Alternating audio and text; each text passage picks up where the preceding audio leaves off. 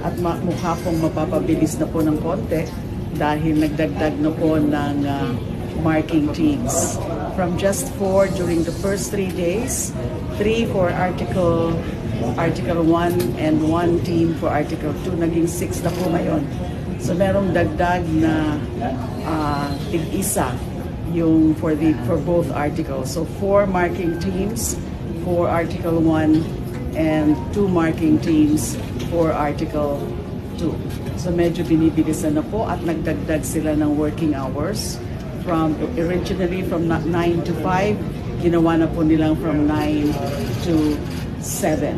And I was observing them because I've been present since the start of the pre-trial conference kanina, na napapabilis na po talaga yung proseso, although there are still really a lot of exhibits, particularly for Article 1. And then another thing that I wish to announce is that today the prosecution just filed a manifestation with the proposal on certain pre-trial matters.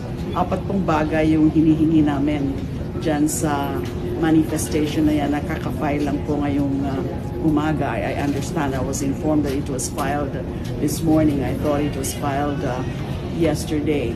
Yung una po is that humingi kami ng agreement na kung pwede during the trial stage, during the presentation of witnesses, direct examination, cross-examination, or redirect examination ay gumamit ng either or both Filipino and English languages. Para mas malinaw, para mas maintindihan, it's a very public proceedings, it's a public trial, and therefore mas maganda kung mas marami nakakaintindi. So it would help kung from time to time ay gumagamit po ng Filipino language na mas simple at mas maintindihan ng mga nanonood at nakikinig.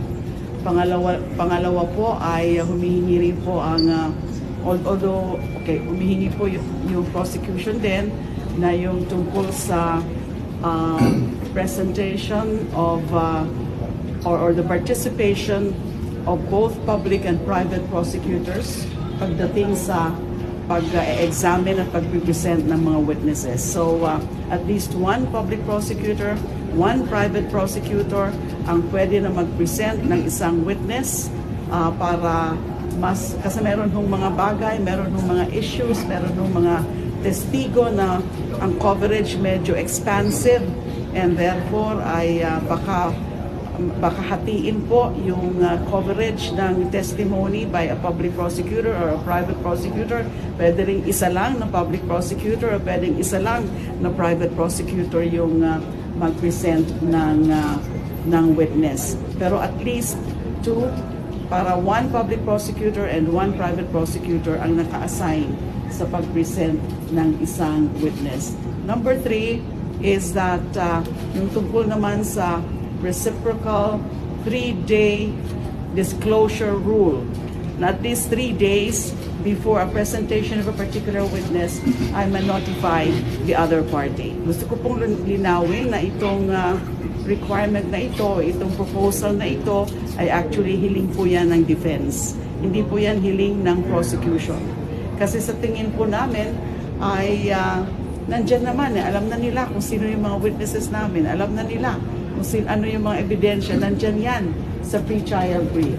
But para lang hindi magkaroon ng mga procedural arguments o mga procedural technicalities na i-insist nila na kailangan walang surprises, ay pumapayag kami na gano'n na nga. At least 3 days before the presentation of a witness or witnesses ay kailangan ay ma-notify yung the other party. But again, I stress that hindi po yan ang galing sa amin, sa prosecution, kasi hindi na po namin kailangan ng notice kapag merong mga ipipresent ng mga witnesses. And yung mga dokumento, nandyan na, pinipremark na, alam na nila.